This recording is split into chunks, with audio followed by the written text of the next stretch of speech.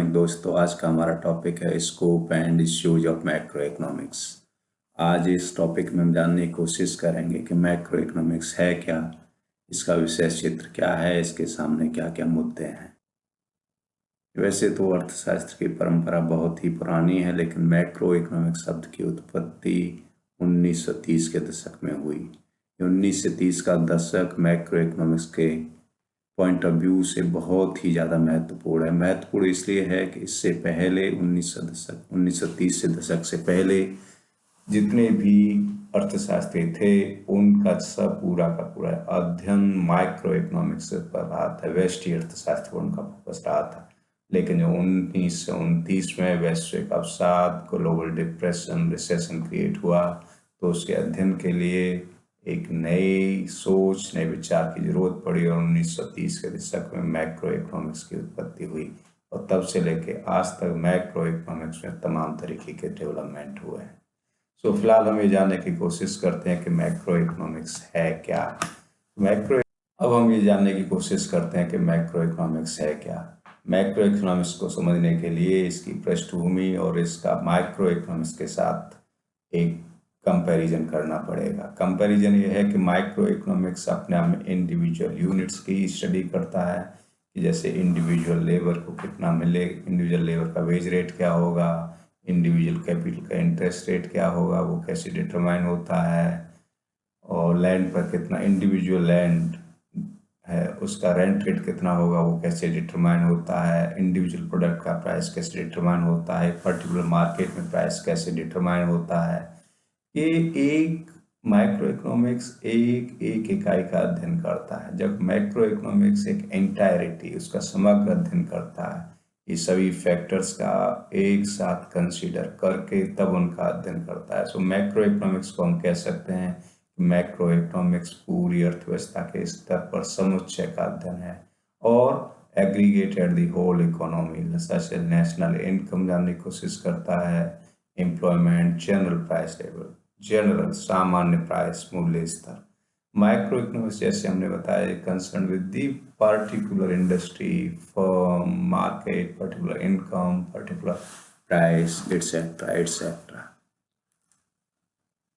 Macro economics के विषय क्षेत्र क्या है, इसका स्कोप क्या है। देखिए, मैक्रो इकोनॉमिक्स के सामने तमाम इश्यूज हैं और उन इश्यूज को, जो इनके सामने इश्यूज हैं, मुद्दे हैं, और कहिए कि मैक्रो इकोनॉमिक्स जिन मुद्दों का अध्ययन करता है उन मुद्दों को हम मैक्रो इकोनॉमिक्स का विषय क्षेत्र कहते हैं। अब मैक्रो इकोनॉमिक्स के सामने क्या विषय क्षेत्र है, जैसा कि आपने देखा होगा कि मैक्रो इकोनॉमिक्स या न्यूज़पेपर आप पढ़ते होंगे या न्यूज़ सुनते होंगे, इकोनॉमिक न्यूज़ सुनते होंगे, तो मैक्रो इकोनॉमिक्स का विषय क्षेत्र वही है जो जनरली न्यूज़पेपर में या आप हम लोगों का सरोकार रहता है।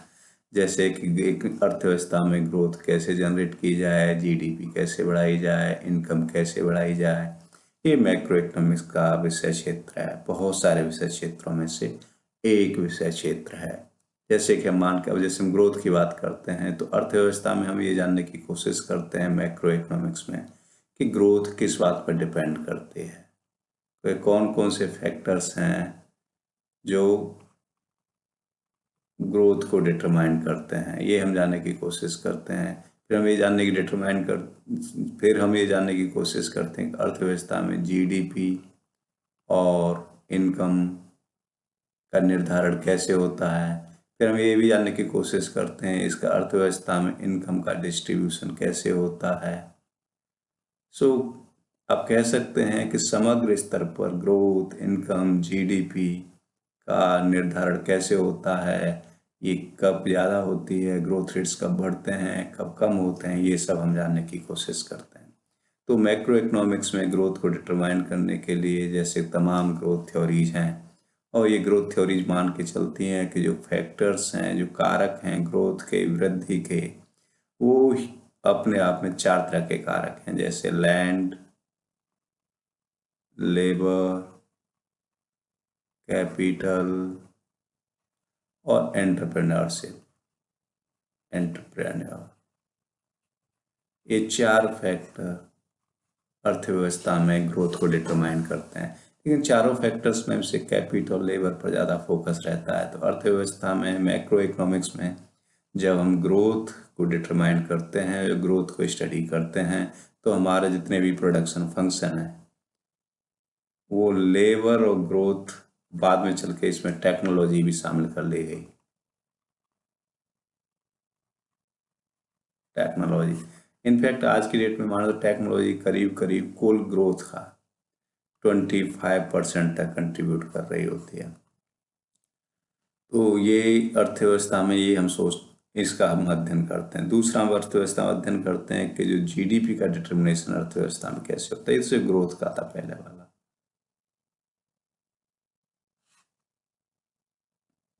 मैक्रो इकोनॉमिक्स का सरोकार सिर्फ ग्रोथ से ही नहीं है। मैक्रो इकोनॉमिक्स ये भी जानने की कोशिश करता है कि अर्थव्यवस्था में जीडीपी का सामयिक स्तर क्या होगा और वो किन किन बातों पर डिपेंड करता है। तो इसको लेके भी तमाम तरह की मैक्रो इकोनॉमिक्स में थ्योरीज हैं जो आगे चलकर हम अध्ययन करेंगे।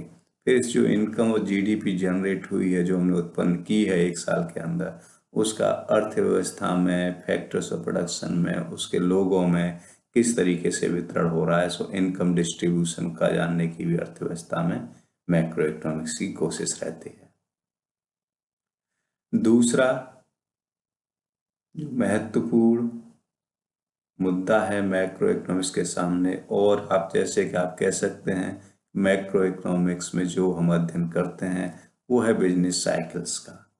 अर्थव्यवस्था में आर्थिक गतिविधियों में उतार चढ़ाव क्यों होता है, ये इसमें हम जानने की कोशिश करेंगे। अब बिजनेस साइकिल्स क्या होती हैं? बिजनेस साइकिल्स अपने आप में, बिजनेस साइकिल्स को डिस्क्राइब कर सकते हैं short run, they are short run but sometimes sharp contractions and expansions in economic activity।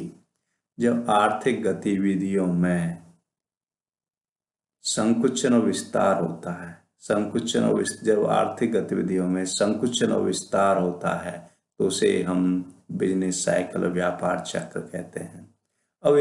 अब मैक्रो इकोनॉमिक्स ये जानने की कोशिश करता है कि अर्थव्यवस्था में आर्थिक संकुचन और आर्थिक विस्तार क्यों होता है, ये कितने समय के बाद होता है, इनको सॉल्व करने के क्या क्या तरीके हैं, ये किन कारणों से उत्पन्न होता है, ये सब हम मैक्रो इकोनॉमिक्स में जानने की कोशिश करते हैं। जैसे कि हम जानते हैं बिजनेस देखे हो, अर्थव्यवस्था निश्चित रूप से दीर्घ काल में हमेशा ऊपर की तरफ बढ़ती है ऐसे करके। लेकिन ये जो अर्थव्यवस्था ऊपर की तरफ बढ़ती तो है, अर्थव्यवस्था में वृद्धि तो होती है, पर ये वृद्धि ऐसे स्ट्रेट लाइन नहीं होती है, ये वृद्धि हमेशा ही ऐसे होती है। दैट मीन्स ये वृद्धि हमेशा ही व्यापार चक्रों के जरिए होती है कि अर्थव्यवस्था देखिए ऊपर की साइड में तो जा रही है, अब स्ट्रेट लाइन खींचे तो, लेकिन ये सीधी रेखीय स्ट्रेट लाइन नहीं है। अर्थव्यवस्था में कभी बड़ी तेजी हो जाएगी, फिर मंदी हो जाएगी, फिर डिप्रेशन भी हो जाएगा, रिकवरी, फिर बूम, फिर तेजी, फिर पीक।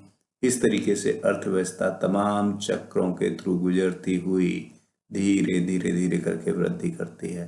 अब हमारा मैक्रो इकोनॉमिक्स में या इकोनॉमिक्स में ज़्यादातर फोकस रहता है कि बिजनेस साइकिल्स हों, जो अर्थव्यवस्था में उतार चढ़ाव हो रहे हों, वो बड़े जेंटल हों, बहुत ज़्यादा शार्प न हो। ऐसे न हो कि अब अर्थव्यवस्था में जैसे कि यहाँ देखिए कि ऐसा हो गया बहुत बड़े बड़े, और फिर छोटे छोटे छोटे छोटे, फिर बड़े बड़े बड़े।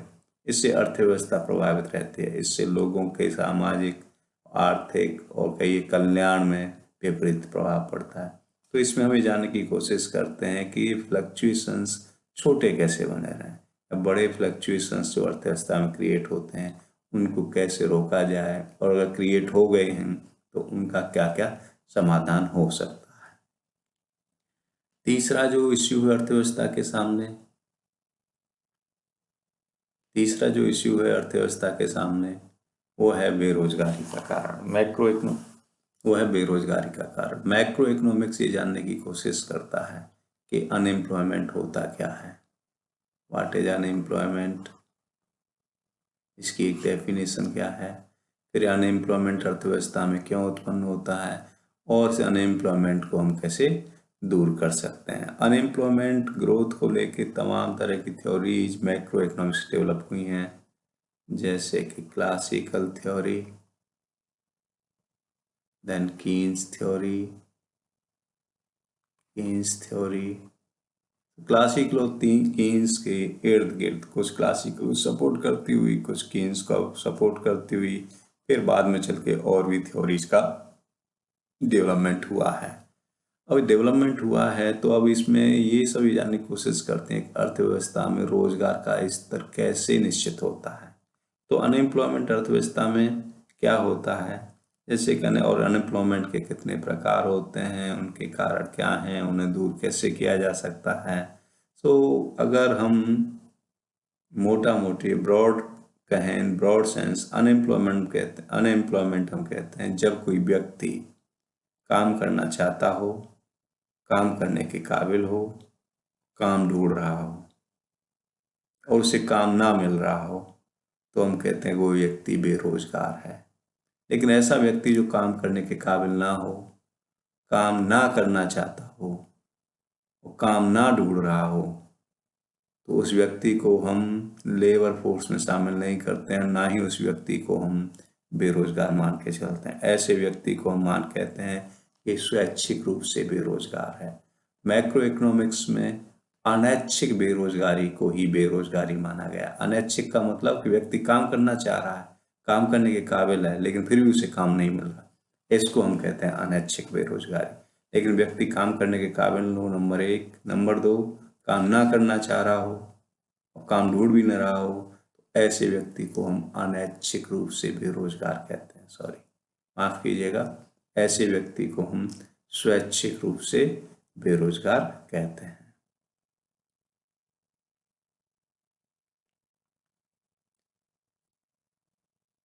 अगला जो मुद्दा है अर्थव्यवस्था के सामने वो है प्राइस लेवल्स का, इन्फ्लेशन का। इन्फ्लेशन क्या होता है, क्यों उत्पन्न होता है, उसके कारण क्या हैं और उसे सॉल्व कैसे किया जा सकता है। तो हम कहें कि inflation generally consistent rise in the price levels of goods and services is inflation. वस्तु और सेवाओं की कीमतों में लगातार होने वाली वृद्धि को हम मुद्रास्फीति कह सकते हैं। मुद्रास्फीति का एक विलोम होता है, जस्ट उसका रिवर्स प्रोसेस होता है, वो होता है डिफ्लेशन। हालांकि बहुत कम होता है इकोनॉमी में, लेकिन कभी कभी ये हो सकता है। तो ये भी जानने की कोशिश करते हैं कि डिफ्लेशन क्या होता है। डिफ्लेशन इन्फ्लेशन का जस्ट अपोजिट है। वस्तु और सेवाओं की कीमतों में लगातार होने वाली कमी को हम डिफ्लेशन कहते हैं। अब अर्थव्यवस्था में होते क्यों हैं, क्या क्या कारण है, क्या ये डिमांड फैक्टर्स की वजह से होता है, क्या इस सप्लाई फैक्टर्स की वजह से होता है, या इसके कोई और कारण है। जैसे कि मॉनेटरिस्ट कहते हैं कि अर्थव्यवस्था में इन्फ्लेशन का कारण हमेशा मनी होता है, मुद्रा। तो ये कहाँ तक सही है, इस चीज़ को हम जानने की कोशिश करेंगे। फिर इसके अलावा तमाम थ्योरीज हैं कि इन्फ्लेशन और एम्प्लॉयमेंट में क्या रिलेशनशिप है और ग्रोथ में क्या रिलेशनशिप है, और इन्फ्लेशन किन बातों पर, क्या इन्फ्लेशन पुरानी समय की पुरानी कीमत स्तर पर डिपेंड करता है, क्या इन्फ्लेशन भविष्य को लेके हमारी जो कीमतों को लेके जो आकांक्षाएं हैं, एक्सपेक्टेशंस है, उस पर डिपेंड करता है। ये सब मैक्रो इकोनॉमिक्स के विषय क्षेत्र हैं जिसे हम जानने की कोशिश करेंगे। अगला है आपका what does affect the part of global economic system Nations today. ये बेसिकली अपने आप में बैलेंस ऑफ पेमेंट है कि जो रेस्ट ऑफ द वर्ल्ड के साथ हमारे जो आर्थिक रिश्ते हैं और जो व्यापार है और जो बैलेंस ऑफ पेमेंट है, बैलेंस ऑफ ट्रेड है, एक्सचेंज रेट है, वो सब कैसे डिटरमाइन होते हैं और वो कौन कौन से फैक्टर्स हैं जिससे वो डिटरमाइन होते हैं, और इन फैक्टर्स का अर्थव्यवस्था में ग्रोथ पर, अनएम्प्लॉयमेंट पर, प्राइस लेवल पर, इनकम इनइक्वालिटी पर क्या प्रभाव पड़ता है, ये हम जानने की कोशिश करेंगे। और नेक्स्ट है क्या गवर्नमेंट का इंटरवेंशन, कि अगर आर्थिक नीतियों में सरकार कुछ हस्तक्षेप करे राजकोषीय नीति द्वारा और मॉनेटरी अथॉरिटी हस्तक्षेप करें मॉनेटरी पॉलिसी द्वारा, मौद्रिक नीति द्वारा, तो इनका ग्रोथ पर क्या फर्क पड़ता है, इनका इनकम पर क्या फर्क पड़ेगा, इसका इन्फ्लेशन पे क्या फर्क पड़ेगा, इन नीतियों का इनकम डिस्ट्रीब्यूशन पे क्या फर्क पड़ेगा,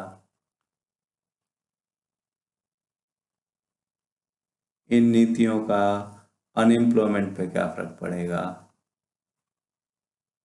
ये सब हम जानने की कोशिश करते हैं। तो आप कह सकते हैं कि ब्रॉडली ये सब विषय क्षेत्र हैं मैक्रो इकोनॉमिक्स के।